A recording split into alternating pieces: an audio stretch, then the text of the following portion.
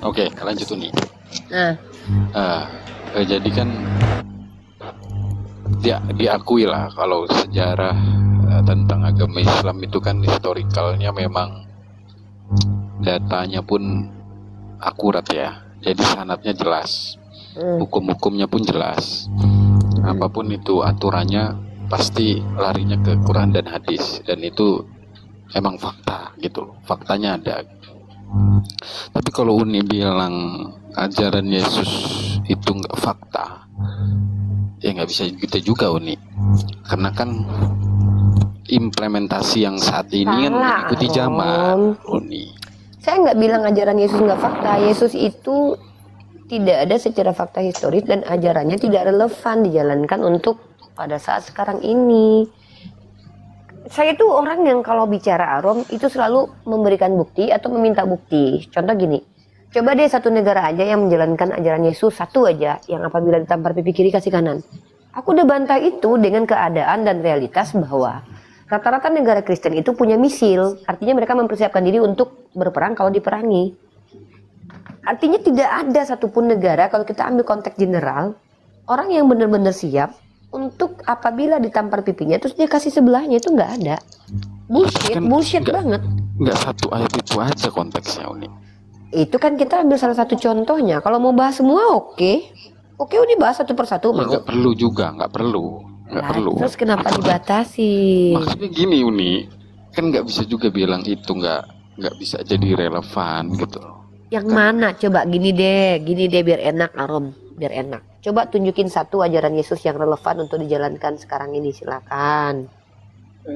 Kan mengikuti zaman Uni, gitu loh. Dia kan. Arom tuh gini loh, kalau kita berargumentasi Rom, ada dua yang harus kita tuntut. Pertama adalah bukti, yang kedua adalah pertama adalah dalil, yang kedua adalah bukti, Arom. Uni, kan kemarin kita udah setuju, sepakat itu bahwa memang kebenaran itu memang ada di kalian, di pihak kalian. Enggak, ini kita enggak, jangan kita bicara tentang subjektivitas agama, kita bicara tentang benar dan salah, Arom. Jadi kita tidak bawa bahwa Uni Islam, lalu Islam ini benar, no, kita nggak bahas itu, jangan sentimental di situ kita bawa rasional di sini. Jadi tugas Uni ini di hidup di dunia ini menemani kalian untuk membangkitkan pola berpikir rasional kalian. Sebenarnya gua kuliah tuh buat kalian. Nah, jadi gini Uni, kalau Uni bilang begitu, berarti jamaat yang sekarang ini ada di kekristenan, itu berarti ada beberapa mengikuti ajaran Islam gitu maksudnya? Jemaat kekristenan ada yang mengikuti ajaran Islam, maksudnya gimana nih? Mana ada lu, aduh ngadi-ngadi lu. Konteks bersosialisasinya. Mungkin seperti ini nih, soal Islam-Islaman. Kalau soal Islam-Islaman mungkin seperti ini nih, soal Islam-Islaman. Kalau soal Islam-Islaman banyak kalau soal Islam-Islaman. Enggak, aku nggak ngerti apa yang diomongkan Arom, aku nggak ngerti, poinnya nggak dapet. Jadi gini Uni, karena kan Uni bilang agama itu mengikuti zaman. Bukan, agama itu relevan sepanjang zaman, gimana sih? Betul, relevan sepanjang zaman. Kalau Uni bilang Kristen itu nggak ada yang relevan ajarannya, sedangkan banyak umat Kristen sekarang ini banyak berbuat kebaikan. Itu berbuat kebaikan menurut siapa? Ya makanya saya mau konfirmasi ke Uni, berarti menurut Uni berbuat baik itu atas dasar baik itu setiap orang bisa Arom tau nggak, ada satu tradisi di daerah, kalau Arom cross check itu ada satu tradisi di daerah Kutub Utara di mana seorang istri itu kalau teman-teman suaminya datang dia akan tidur bareng dengan teman suaminya sebagai bentuk penghormatan. Menurut mereka itu baik, secara moralitas itu nggak baik. Artinya kita nggak bicara baik dan buruk, kita bicara benar dan salah. Tidak semua yang baik itu benar, tidak semua yang buruk itu salah. Karena apa? Buruk dan baik itu menurut perspektif pribadi, tidak absolut. Benar dan salah itu absolut, tidak terbantah secara universal. Benar itu Tuhan itu satu, siapapun orangnya, bahkan orang yang ngaku Tuhannya tiga aja dia pasti ngaku Tuhannya itu satu. Jadi jangan kita bicara baik dan buruk di sini, karena Uni nggak tertarik dengan baik dan buruk menurut Arom. Kalau Uni itu bicara dalam konteks ilmu pengetahuan. Baik dan buruk dalam ranah ilmu pengetahuan itu tidak ada kaitannya baik dan buruk menurut Arom, karena itu menggunakan parameter subjektif, pribadi, personal, keuntungan sendiri gitu. Kalau menurut Arom ya baik agama Kristen itu. Tapi kalau benar-benar enggak itu? Nggak bener. Kenapa? Ya nggak ada ceritanya yang namanya Tuhan itu butuh darah gitu. Betul, ini kan lagi nggak ngomongin ke nah, makanya Uni bilang kita bicara Alkitabnya dan ke mari kita bicara benar salah aja. Ya udahlah, give up lah kalau itulah. Kan kemarin udah kubenarkan itu. Nggak, jangan pakai itu. Gini loh, Dek. Saran Uni ini gini, coba sesekali tuh hadapi Uni tuh Uni temenin Arum itu menghidupkan rasionalitas. Iya udah gini loh nih. Nah, sebenarnya gini ya. Sekarang kita fokus kemana nih? Semenjak kemarin memang diskusi sama Uni dan saya nonton juga Uni sama siapa Mokondo Mata Pisau atau Uni. Si Robert Mokondo. Robert Lele. Robert Lele. Saya nggak pakai lagi tuh. Kita yang sudah hafal itu dari Kejadian sampai Wahyu saya nggak pakai lagi. Soalnya memang udah ada pegangan sekarang bukunya yang saya pegang untuk dibaca gitu. Cuman memang belum semua menggunakan bahasa asli tapi pasti terjemahan gitu nih. Jadi memang sekarang orang tuh kebutuhan ngobrol sama Uni tuh tentang apa? Udah gitu aja. Oh yang jadi tadi sih Uni, yang tadi aja di awal tadi itu. Jadi saya baca-baca Google, Wikipedia. Beberapa sunan atau beberapa wali itu kenapa dia bisa disebut wali dia sedangkan dia nggak pernah sholat gitu. Wali itu kan dari kata aulia, wali, kekasih Allah, orang terdekat Allah, orang yang menjadi penyambung lidahnya para ulama atau para, sebenarnya kan istilah-istilah seperti itu kan terminologinya kan banyak tuh tergantung konteks siapa. Dan orang yang dikatakan wali belum tentu wali. Orang yang wali beneran dia nggak akan mau dikatakan wali. Orang wali mana mau dia sombong. Wali itu nggak akan pernah. Wali itu tawadu. Sama seperti ini. Ulama itu apa sih? Ulama itu adalah orang yang berilmu dan mengamalkannya. Apakah orang yang terlihat berilmu itu adalah berilmu beneran? Ulama beneran? Tidak. Karena dia mungkin punya ilmu tapi belum tentu mengamalkan. Ulama yang sejati itu adalah berilmu dan mengamalkan. Apakah kita bisa menilai mana ulama? Sebenarnya tidak. Kita hanya melihat zahirnya. Zahirnya Ustadz Abdul Somad itu ulama, tapi terkait tentang amalannya apakah benar? Tidak. Makanya kita tidak berhak untuk menilai seseorang kapasitas secara ilmu dan juga secara iman. Tapi sebagai orang Islam, kami diajarkan untuk mengambil yang zahirnya aja. Kalau kami tahu dia pernah belajar di satu instansi ilmu dan dia punya riwayat sanad, maka kita ambil itu. Kita nggak peduli dengan kualitas dia sebagai ulama. Tapi ingat, dia manusia biasa. Suatu saat ketika dia salah, jangan katakan dia ini ulama yang salah. Nggak gitu, karena ulama itu adalah orang yang berilmu dan mengamalkan. Ketika dia adalah seorang yang diulamakan lalu dia salah, maka dia berpindah menjadi munafik. Atau bahkan gelarnya menjadi anjing-anjing neraka gitu loh. Iya. Ya. Jadi gelar dari Uni tuh nggak terlalu excited dengan gelar dari manusia ya. Uni lebih excited gelar dari Allah. Gelar dari Allah itu diantaranya adalah muslimin, muslimat, mukminin, mukminat, muhsinin apa ya? Nah, jadi itu gelar-gelar dari Allah. Bahkan untuk yang ingkar tuh Allah kasih gelar munafikun, kemudian Allah kasih gelar sebagai kafirun begitu. Jadi makanya Uni kalau ditanya lu Islam apa? Ya, Islam aja, nggak ada Islam embel-embel gua.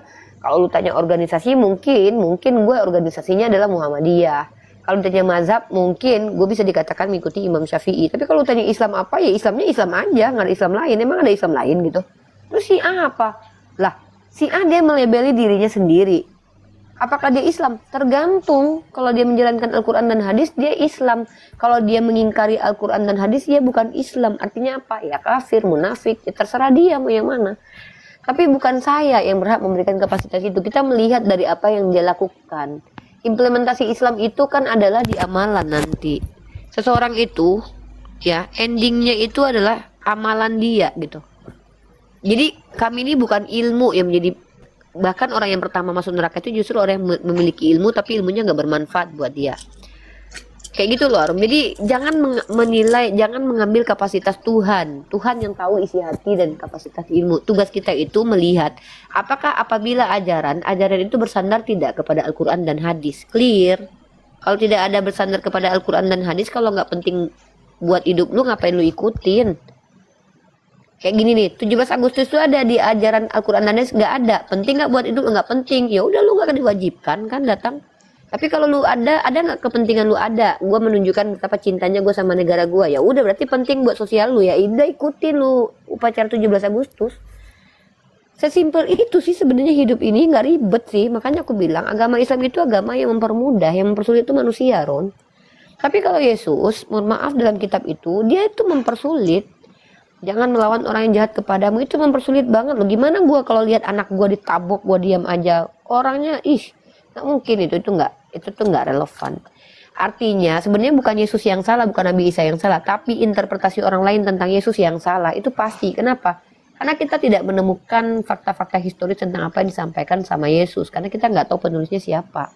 Udah Gitu sekarang loh, KTP mu mana sini? Kirim ke gua. Thank you Udah nih. matang nih. Udah matang. Gue tadi udah tidur ya, gara-gara lu gue bangun terus buat buka mata. Pulang udah Gue cuma 30 menit ya. Bisa diwaswasil panas radio sih. Gue cuma 30 menit, dah nih 23.55, 30 menit ke depan, dah. Kenapa gue seperti ini? Karena gue diajarin dalam Islam. Kalau gue ngajar tuh gue harus jelas orangnya. Karena kalau gue cuma ngomong dan gue nggak jelas, takutnya nanti pertanggungjawaban ilmu itu nanti nggak ada. Makanya kalau lagi ngejelasin itu gue minta orang buka kamera. Kecuali dia bertanya aja. Lu mau bertanya hantu belau juga boleh bertanya. Lu chat GPT nanya sama gue juga nggak apa-apa. Tapi ingat ya, kalau lu ngejelasin sesuatu, lu harus jelas orangnya. Ngapain digedein? Udah kecil aja kayak tadi.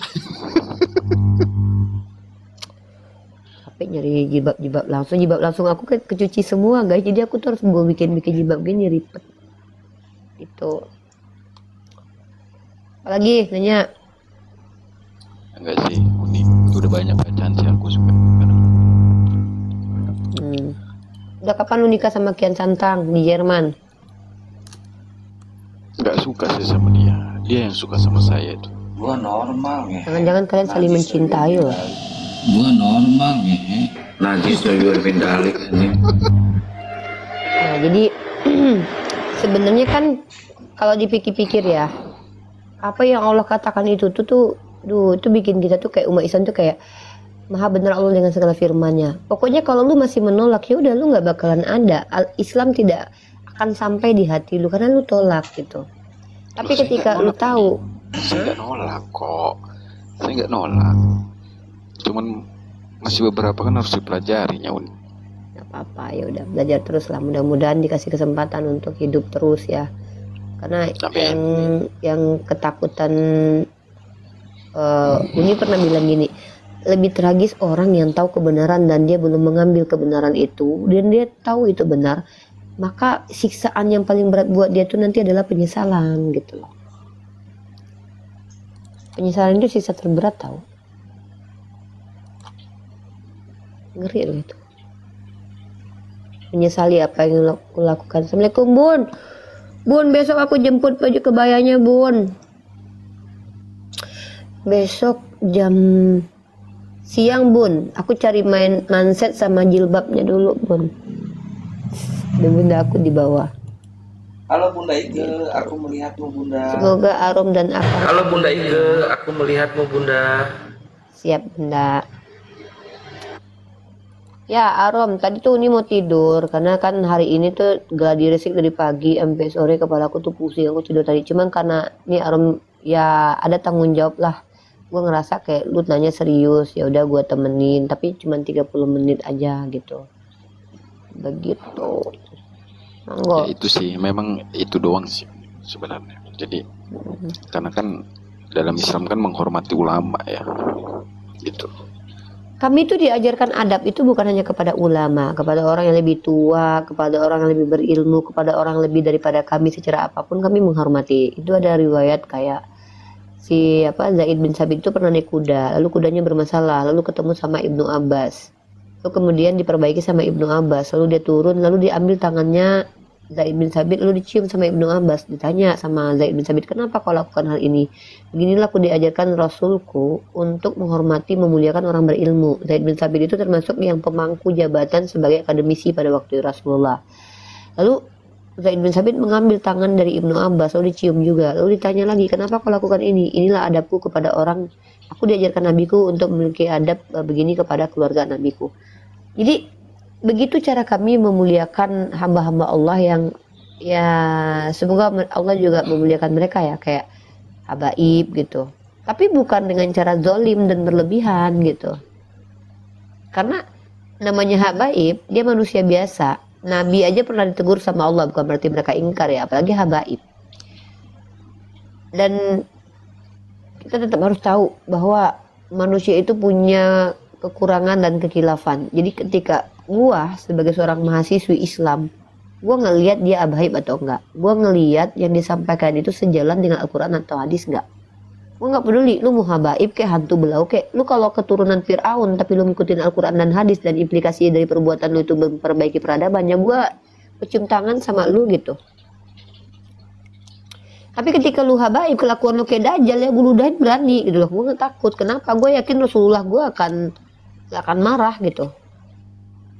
Mereka gak maksum. Oke, sip.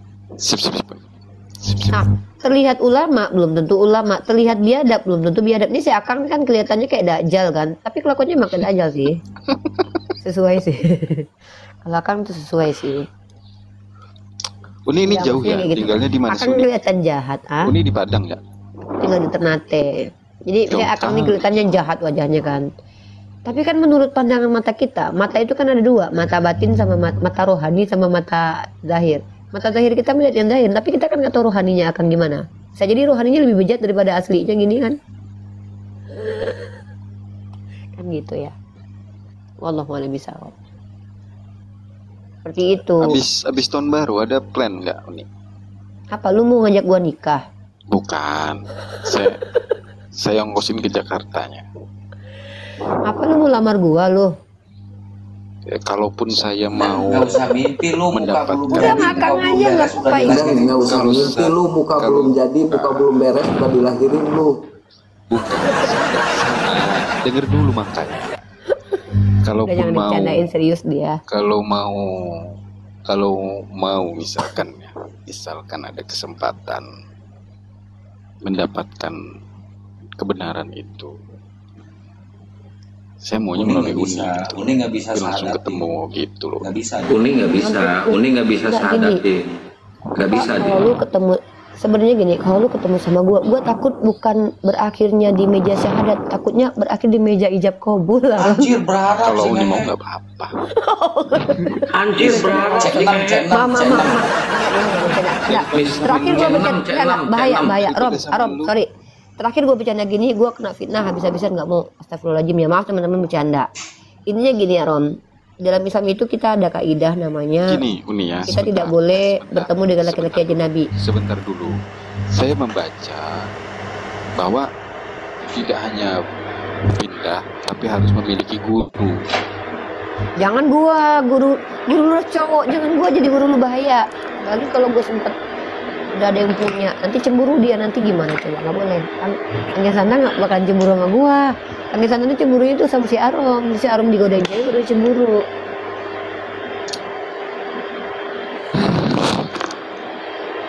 Tapi ini ya Uni ya. Katanya Uni Diva tidak mau sama yang mualaf katanya. Tapi ini ya Uni ya. Saya semenjak konsumsi madu ini keren nih. Ini kalau suami punya istri yang tadinya 20 menit konsumsi madu ini bisa jadi 3 jam. Beneran. Saya tiap hari konsumsi ini madu. Bohong ya, dosa ya. Kan nggak akan promosi madunya Julius, promosinya bagus, tapi akan ngomong kayak gitu. Ini akan 3 jam. Ngapain 3 jam kalau nggak ada istri kan?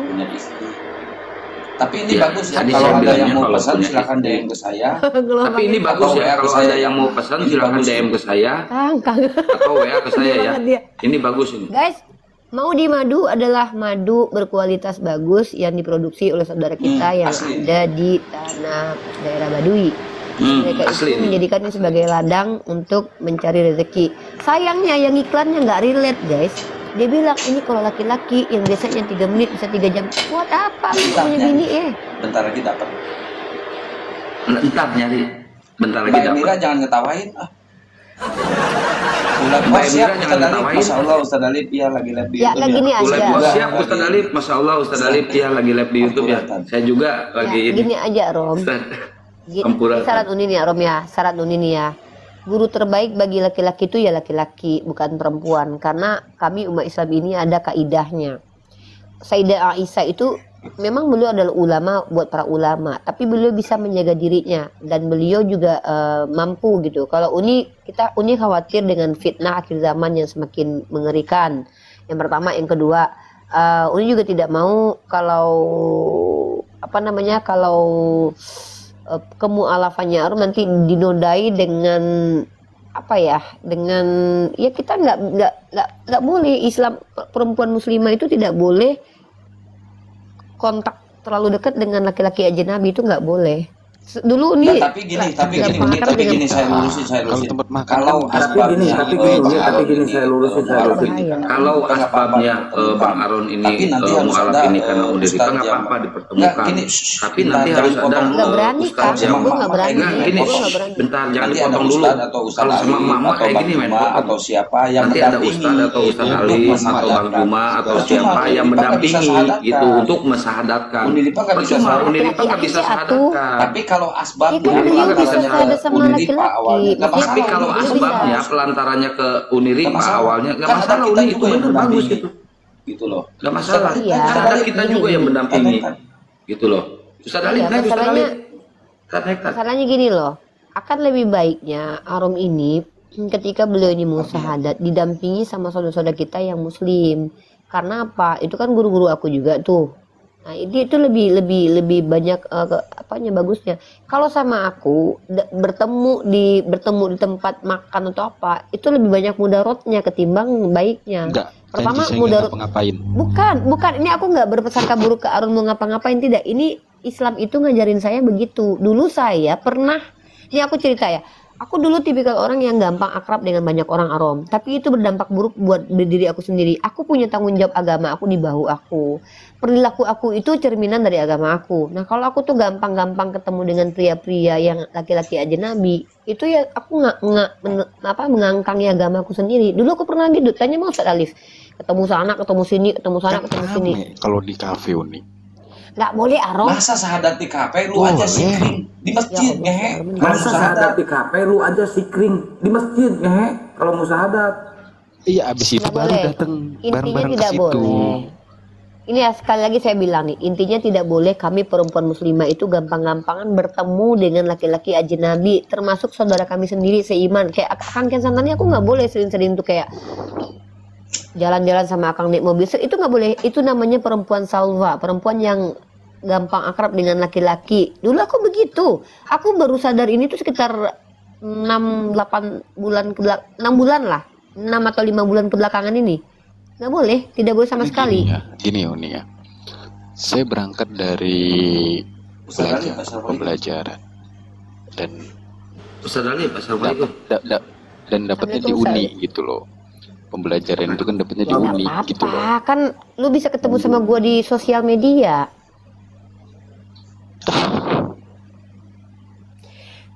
Serius, ini Uni ngasih tahu ini adalah kesadaran sendiri, kesadaran pribadi dari hasil pembelajaran. Dari hasil pembelajaran Uni ya selama ini, ada kesalahan yang Uni lakukan, yaitu terlalu akrab dengan banyak orang dan kemudian menyepelekan pertemuan-pertemuan, padahal itu berdampak negatif kepada diri Uni sendiri. Sebenarnya kami nggak bisa menghindar dari fitnah, tetapi Uni sendiri tidak mau disibukkan dengan mengklarifikasi fitnah dan kemudian tidak mau terlibat dengan banyak pertemuan dengan pria ajnabi. Karena apa? Karena memang perempuan Islam itu ada marwah yang harus dijaga. Nah, Uni tipikal orang yang gampang deket, gampang cengar-cengir, gampang pargoy. Tiba-tiba nanti diri sendiri nggak bisa kontrol ketemu sama laki-laki kalian yang gue nggak tahu lu otaknya gimana, hati lu ada isinya apa.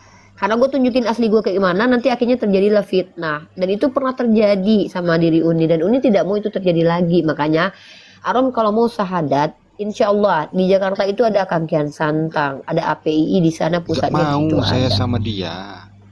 Saya nggak dapat ilmu apa-apa sama dia.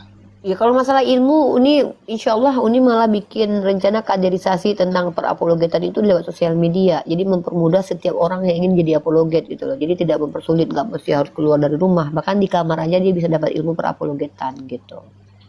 Wallahu a'lam bishawab. Itu insya Allah kalau memang ada niat mau syahadat, ini saran aku cari ulama terdekat di rumahnya. Terus atau kalau memang mau mendeklarasikannya di Komal juga nggak masalah, karena banyak orang yang nonton, jadi kami bisa menjalankan tanggung jawab kami sebagai muslim dan muslimah. Karena ketika jadi mu'alaf sudah masuk dalam 8 asnaf, dan juga ada tanggung jawab fardu kifayah kami kepada kalian itu. Nah, dan Uni tegaskan ya, Uni jangankan Arom ya, ini seandainya Bang Zuma besok telepon, Dek kita ketemuan yuk Dek, abang traktir makan, aku bilang nggak bisa, nggak boleh. Bang Zuma loh. Aku kan kemarin ambilan API itu aku udah uang mau pergi itu, dan aku bisa pergi ke sana. Aku menahan diri aku untuk bertemu, bukan karena aku ingin memutus silaturahim, karena aku nggak boleh. Perempuan kalau mau pergi itu tuh harus ada mahramnya. Dulu aku mengabaikan hal ini, dan itu jelek buat diri aku. Ditemenin sama temannya Uni lah. Si Aron ini nggak paham si Aron. Kalau itu Uni nggak jadi ya, insya Allah. Nggak paham si Aron. Paham, bukan mahramnya, nggak boleh ketemu, paham. Saya paham, ya. Kian. Karena gini, Kian. Gini ya, zaman sekarang ini,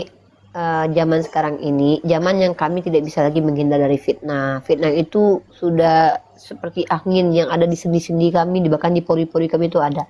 Tapi saya sudah tahu zaman ini penuh dengan fitnah. Lalu saya menyengajakan diri dan saya tahu potensi fitnahnya gede. Lalu saya tetap menjalankan hal itu, ya saya yang salah gitu loh. Nah, jadi saya menjaga diri saya dengan mengurangi pertemuan-pertemuan dengan laki-laki ajnabi, kecuali itu adalah pertemuan dengan para alim ulama saya. Itu. Atau gini. Ada wacana nih mau ketemu sama Ustadz Adi Hidayat nih. Atau gini Uni yang menentukan tempatnya gitu loh, di mananya. Tapi lokasi masih di daerah sini gitunya. Uni nggak bisa ini di situ. Insya Allah mudah-mudahan kalau memang Arom berniat untuk syahadat, Uni doakan dari jauh. Tapi kalau untuk bertemu, Uni akan bertemu dengan Arom didampingi. Kalau bukan sama orang tua, kalau nggak sama teman, kalau nggak sama suami gitu loh. Oh, janganlah sama suami, sama orang tua aja nya. Kenapa jadi sama suami? Wah, ini bukan, niatnya udah bukan lagi bos sahabat nih. Kok gitu nih? Jangan gitu nih. Gue udah sujon itu. Pak sujon, gue mah bukan. Inilah kenapa kita harus belajar psikologi. Belajar psikologi itu kita diajarkan bagaimana cara menilai seseorang secara kejiwaan. Motivasi orang tuh bisa kita takar, apalagi kelihatan gitu. Kalau memang Arom tulus mau masuk Islam, itu nggak ada gua juga nggak apa-apa, nggak ada urusannya gitu, nggak ada untung, nggak ada ruginya. Tapi gua akan rugi dan akan berbahaya ketika gua gampang bertemu dengan banyak laki-laki, siapapun itu. Makanya seandainya nih Bang Zuma nelfon nih, Dek, abang mau traktir adik makan ayam goreng atau makan nasi padang. Nih abang bayarkan ongkosnya ke Makassar, kita ketemu di sini, nanti ada bahkan banyak nanti perempuannya juga. Saya bilang tidak bisa. Kenapa? Karena kesadaran pribadi saya bahwa saya ini bukan lagi orang yang biasa. Dulu saya merasa saya biasa, sekarang saya bukan orang biasa. Saya sudah dikatakan oleh ulama saya sebagai orang yang dibebankan tanggung jawab untuk membicarakan agama. Tiba-tiba saya menyepelekan hal itu. Saya sepelekan diri saya. Jadi saya tidak boleh. Itu Islam ajarkan begitu. Makanya dulu Rasulullah SAW itu istri-istrinya ketika mau menyampaikan ilmu itu ada hijabnya mereka. Ini mah mualafnya ada penutup biar mereka tidak terlihat. Ini mah mualafnya bukan lillahi ta'ala nih, dia mah nih. Karena kita nggak, kalau kita nggak bisa nilai, kalau aku nggak peduli itu. Cuman Arom harus paham kaidah Islam. Di sini sekalian aku mendakwahi bagaimana Islam nih. Perempuan terbaik zaman sekarang kata Gus Baha itu perempuan yang ketus lagi tidak menyenangkan bagi para pria itu. Karena kami wajib menyenangkan bagi suami kami aja gitu. Kalaupun mau bertemu ya, yaitu dengan catatan. harus ada mahram yang menemani. Begitu. Wallahu a'lam bishawab. Mending Arum nanya aja deh. Tanya tentang agama Islam. Insya Allah kalau Uni bisa jawab, jawab. Kalau misalnya Uni tidak bisa jawab, ada Ustadz Alif di sini. Mahram, ya mahram. Udah clear sih Uni, udah clear. Ya. Nah, jadi itu teman, aku bukan soleha teman-teman. Aku bukan soleha, aku berusaha soleha. Sulit teman-teman jadi orang soleha itu, apalagi kayak aku nih yang gaul ini. Aku nih orangnya gampang akrab, humble. Akang tuh tahu bagaimana karakter aku. Dan karena aku tahu aku segaul itu, segampang akrab itu, dan aku menghindari untuk seperti itu. Kenapa? Udah bilang berkali-kali. Kami para apologet ini, mungkin dulu di awal-awal kami tidak menyadari bahwa kami punya tanggung jawab. Dulu kami mungkin bisa berkata bahwa, ya kan gue mewakili diri gue sendiri. Gak bisa sekarang. Banyak orang-orang yang sudah meminta kepada aku untuk, aku percaya kepadamu Unirifa. Jadi ketika umat menyandarkan kepercayaan sama aku untuk mewakili mereka, lalu kemudian aku menyepelekan diriku sendiri dengan gampang-gampangnya bertemu dengan orang, maka aku sendiri yang rugi. Nah, ini mungkin aku pakai dalam ranah ini deh, ranah sosial. Ada sebuah situs sebuah statement ya dari situs yang aku lihat begini. Kenapa para artis itu, ini kita bicara dari entertainer bukan dari dakwah dulu, dari Islam dulu. Ada para artis itu mereka tuh tidak mau sering tampil di tempat-tempat yang banyak orang, dan bahkan mereka kalau misalnya ada selebrasi gitu mereka datang cuma sekian menit, habis itu mereka pergi, lalu mereka bohong, saya ada acara selanjutnya, padahal mereka nggak ada acara. Kenapa? Kalau dalam dunia entertainer sesuatu yang mahal itu yang paling susah ditemui gitu loh. Itu secara logika sebenarnya kita bermain di situ.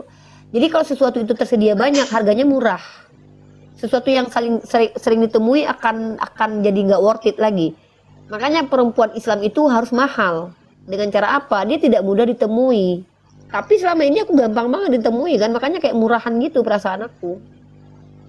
Jadi pada akhirnya agama aku ngajarin aku. Pelan-pelan aku belajar jauh sebelum, ya mungkin beberapa bulan kebelakang ini aku punya kesadaran bahwa ternyata setinggi itu wanita di mata Islam.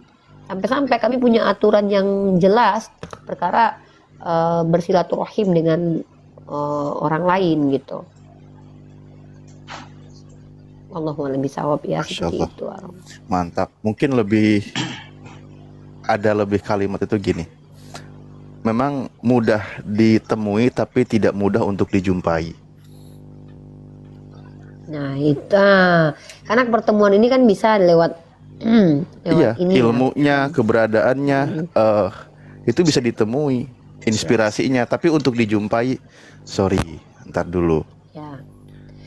Dulu saya bicara ini bukan saya ini teman-teman ya, mungkin teman-teman sudah tahu saya, yang Ustadz Alif nih tahu saya, Kang Kian Santang tahu saya. Bagaimana saya mungkin kalau lebih ada kata di atas humble, saya mungkin di atas itu, atau ada kata mungkin terlalu gampang akrab, mungkin saya di situ. Tapi Islam itu adalah agama yang mendidik kita tuh terus menerus. Agama yang men-trigger kita untuk selalu mengupgrade value kita. Value itu bukan cuma wajah. Jadi bukan wajah yang semakin cantik, tapi juga aku harus punya yang lain secara rohani juga harus lebih cantik. Lah, kalau seandainya aku gampang-gampang ketemu sama laki-laki ajnabi gitu ya. Ya, intinya aku tuh nggak ada harga diri gitu loh. Nggak ada harga diri sama sekali. Kecuali misalnya kita punya hal yang betul-betul urgent gitu. Misalnya, oh Aron kalau nggak ketemu Unirifa dia bisa meninggal gitu kan, bisa langsung. Ada penyakit yang hanya Unirifa yang bisa menyembuhkan gitu. Itu beda konteks situasional gitu loh. Sesuatu yang urgensi. Ya itu pun ya aku juga pertimbangkan, bisa dipertimbangkan sih, tapi ya nggak mungkin juga kayak gitu. Sama kayak, oh dilarang makan B2 kecuali karena dasar tidak ingin makan.